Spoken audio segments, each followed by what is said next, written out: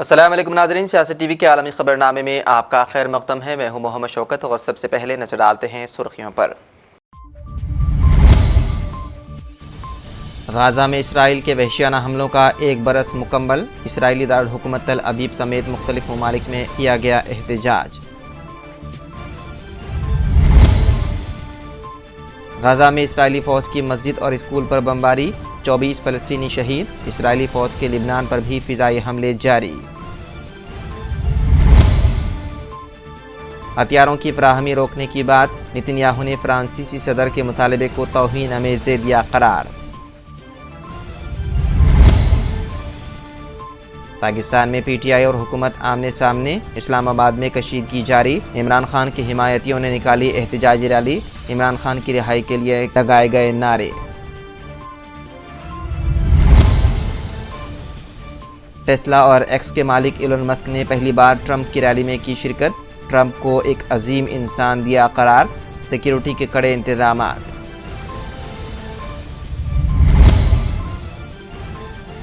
اور پاکستان کے دورے میں دو طرفہ تعلقات پر نہیں ہوگی بات، مرکزی وزیر خارجہ کا میڈیا کو دو ٹوک جواب۔ تو ناظرین، یہ تھی سرخیاں، بڑھتے ہیں خبروں کی تفصیل کی جانب۔ غزہ میں اسرائیل کے وحشیانہ حملوں کا 1 برس مکمل ہونے کو آ گیا، جس پر اسرائیلی دارالحکومت تل ابیب سمیت مختلف ممالک میں احتجاج کیا گیا۔ اسرائیل کی جارحیت پر لندن میں ہزاروں افراد کا بڑا احتجاجی مظاہرہ کیا گیا اور غزہ میں فوری جنگ بندی کا مطالبہ کیا گیا۔ اس کے علاوہ فرانس میں مظاہرین نے غزہ اور لبنان میں اسرائیلی جارحیت کے خلاف احتجاجی مارچ کیا۔ پیرس میں فلسطینی لبنانی پرچم لہراتے ہوئے لوگوں نے اسرائیلی مظالم رکوانے کا مطالبہ کیا۔ وہیں سویڈن میں بھی سینکڑوں افراد نے فلسطینیوں سے اظہار یکجہتی کرتے ہوئے اسٹاک ہوم کی سڑکوں پر فلسطینی پرچم تھامے جنگ بندی کا مطالبہ کیا۔ اور وہیں دوسری جانب اسرائیل میں بھی وزیر اعظم نتن یاہو حکومت کے خلاف بڑا مظاہرہ کیا گیا، جس میں ہزاروں لوگ تل ابیب کی سڑکوں پر نکل آئے اور یرغمالیوں کی رہائی کے لیے غزہ جنگ بندی معاہدہ کرنے کا مطالبہ کیا۔ اس کے ساتھ ہی تل ابیب میں مظاہرین نے نتن یاہو پر کڑی تنقید کرتے ہوئے انہیں جنگ بندی معاہدہ نہ ہونے کا ذمہ دار بھی قرار دیا۔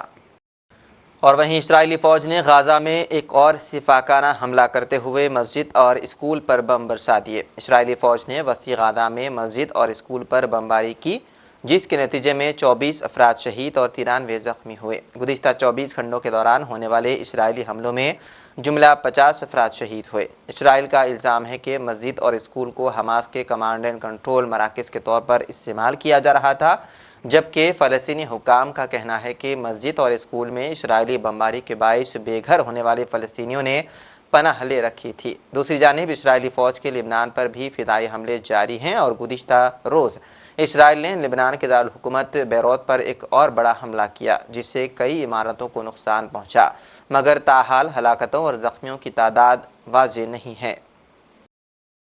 اسرائیلی وزیر اعظم نتن یاہو نے فرانسیسی صدر میکرون کی جانب سے اسرائیل کو ہتھیاروں کی فراہمی روکنے کے مطالبے کو توہین آمیز قرار دے دیا۔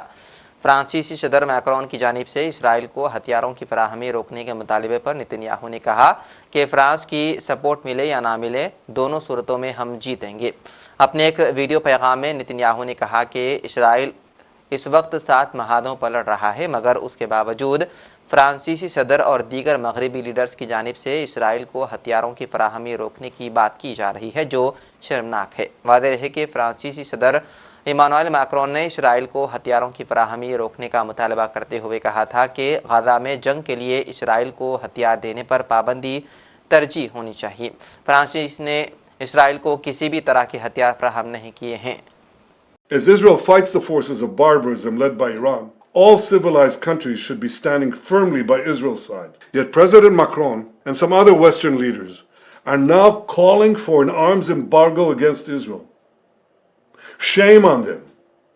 Is Iran imposing an arms embargo on Hezbollah, on the Houthis, on Hamas, and on its other proxies? Of course not. The axis of terror stands together. But countries who supposedly oppose this terror axis call for an arms embargo on Israel. What a disgrace. Well, let me tell you this. Israel will win with or without their support. But their shame will continue long after the war is won. For in defending ourselves against this barbarism, Israel is defending civilizations against those who seek to impose a dark age of fanaticism on all of us. Rest assured, Israel will fight until the battle is won. Lebanon पर Israeli हमले में Hezbollah के मुमकिना सरबराह हाशिम सफ़ीउद्दीन की शहादत की इत्तला है। Israeli security ज़राए के हवाले से दावा किया है कि हसन नसरुल्लाह के मुमकिना जानशीन हाशिम सफ़ीउद्दीन शहीद हो चुके हैं। गुज़िश्ता 2 रोज़ से बेरूत के जुनूब में इसराइली फ़ौज की जानिब से शदीद बमबारी की जा रही है। अमरीकी अखबार के मुताबिक इसराइली हमलों में हाशिम सफ़ीउद्दीन को टारगेट किया गया। डोनाल्ड ट्रंप मुबैना कातिलाना हमले के मकाम पर दोबारा आए और उन्होंने अमरीकी रियासत पेंसिल्वानिया में एक बार फिर एक बड़े जलसे से खिताब किया। ट्रंप ने पेंसिल्वानिया में उसी मकाम पर जलसे से खिताब किया जहां उन पर रवां साल जुलाई में एक जलसे के दौरान हमला किया गया था। एक बार फिर उनके इस जलसे में हज़ारों शुरका मौजूद थे। ट्रंप पेंसिल्वानिया में बुटलर के मकाम पर वापस लौटे और शुरका से खिताब करते हुए कहा, 12 हफ्ते पहले मैंने इस मकाम पर अमेरिका के लिए गोलियों का सामना किया। Just to let you know that tonight I returned to Butler in the aftermath of tragedy and heartache to deliver a simple message to the people of Pennsylvania and to the people of America. Our movement to make America great again stands stronger, prouder, more united, more determined, and nearer to victory than ever before. We're going to make America great again. Going to win the election. Going to win the election. Exactly 12 weeks ago this evening on this very ground, a cold-blooded assassin aimed to silence me and to silence the greatest movement, MAGA, in the history of our country. MAGA. We love MAGA. For 16 harrowing seconds during the gunfire, time stopped as this vicious monster unleashed pure evil from his sniper's perch, not so far away. But by the hand of Providence and the grace of God, that villain did not succeed in his goal, did not come close. Tesla और x के मालिक Elon Musk ने भी पहली बार Trump की rally में खिताब किया। इलॉन मस्क ने उन्हें एक अजीम इंसान कहकर उनका तारुफ रैली से करवाया। रैली में सिक्योरिटी वादे तौर पर सख्त थी। सिक्योरिटी एहलकारों ने इलाके को पूरी तरह से घेर रखा था। आसपास की इमारतों की छतों पर स्नाइपर तैनात थे। ट्रंप के पोडियम पर एक बुलेट प्रूफ गिलास भी नस्ब किया गया था। His name is Elon Musk. He saved free speech. He created so many different great things. Where is he? Come on up here, Elon.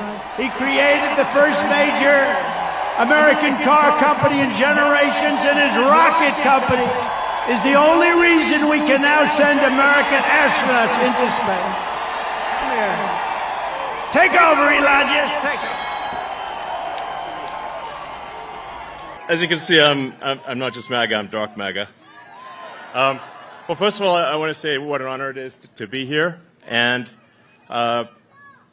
you know, the true test of someone's character is how they behave under fire. And we had one president who couldn't climb a flight of stairs, and another who was fist pumping after getting shot. Fight, fight, fight! Blood coming down the face. Now, vote, vote, vote. Fight, fight, fight. Vote, vote, vote. अमरीकी सदर जो Biden ने साबिक अमरीकी सदर और Republican party के सदारती उम्मीदवार डोनाल्ड ट्रंप को झूठा करार दे दिया। जो बाइडन ने अपने एक बयान में कहा कि ट्रंप का इल्ज़ाम झूठा है कि व्हाइट हाउस ने तूफ़ान से मुतासिरीन की रकम चुराकर दस्तावेज़ाना रखने वाले इमिग्रेंट्स पर खर्च कर दी है। जो बाइडन ने दावा किया है कि ये काम खुद ट्रंप ने किया था। अमरीकी सदर का कहना था कि सैलाब से मुतासरा रियासतों में हर मुमकिन इमदाद पहुंचाई जा रही है। वादे रहे कि अमेरिका की 6 रियासतों में तूफ़ान और सैलाब से हलाक अफराद की तादाद 223 तक जा पहुंची है। सैकड़ों अफराद लापता हो गए। ट्रंप ने इल्ज़ाम आयद किया था कि व्हाइट हाउस ने तूफ़ान से मुतासिरीन की रकम चुराकर दस्तावेज़ ना रखने वाले इमिग्रेंट्स पर खर्च की है।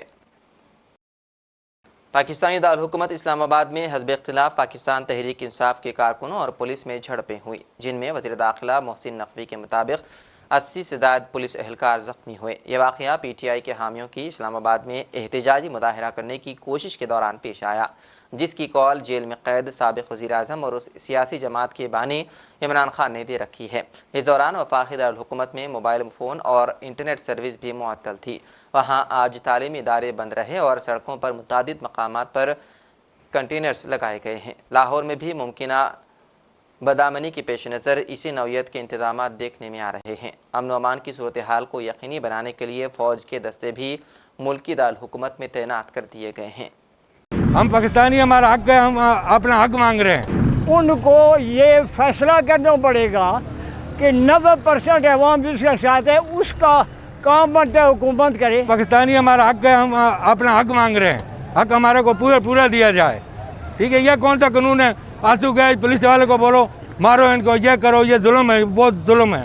ان کو یہ فیصلہ کرنا پڑے گا کہ 90% عوام جس کے ساتھ ہے اس کا کام بنتا ہے حکومت کرے۔ جو 10% والے ہیں وہ گھر جائیں، نہ کہ 90% ووٹ والوں کے سر پہ 10% والے بٹھا دیے۔ مرکزی وزیر خارجہ سبرامنیم جے شنکر نے کہا ہے کہ شانگھائی تعاون تنظیم یعنی کہ SCO اجلاس کے لیے جب پاکستان دورے پر آئیں گے تو دو طرفہ تعلقات پر بات چیت نہیں کریں گے۔ سبرامنیم جے شنکر نے نئی دہلی میں منعقدہ تقریب میں ایک سوال کے جواب میں کہا، مجھے توقع ہے کہ اس تعلق کی نوعیت کی وجہ سے میڈیا کی دلچسپی بہت ہوگی۔ انہوں نے بات جاری رکھتے ہوئے کہا کہ لیکن میں یہ کہنا چاہتا ہوں کہ یہ دورہ ایک کثیر جہتی کانفرنس کے لیے ہوگا، میں وہاں انڈیا اور پاکستان کے تعلقات پر بات کرنے نہیں جا رہا ہوں۔ اور آخر میں سرخیوں پر ایک اور نظر۔ غزہ میں اسرائیل کے وحشیانہ حملوں کا ایک برس مکمل، اسرائیلی دارالحکومت تل ابیب سمیت مختلف ممالک میں کیا گیا احتجاج۔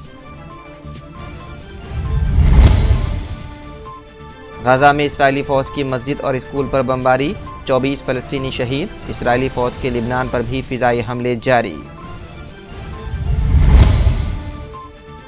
ہتھیاروں کی فراہمی روکنے کی بات، نتن یاہو نے فرانسیسی صدر کے مطالبے کو توہین آمیز دے دیا قرار۔ پاکستان میں پی ٹی آئی اور حکومت آمنے سامنے، اسلام آباد میں کشیدگی جاری، عمران خان کی حمایتیوں نے نکالی احتجاجی ریلی، عمران خان کی رہائی کے لیے لگائے گئے نعرے۔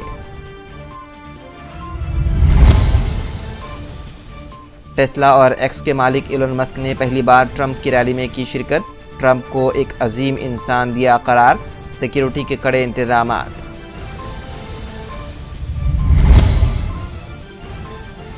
اور پاکستان کے دورے میں دو طرفہ تعلقات پر نہیں ہوگی بات، مرکزی وزیر خارجہ کا میڈیا کو دو ٹوک جواب۔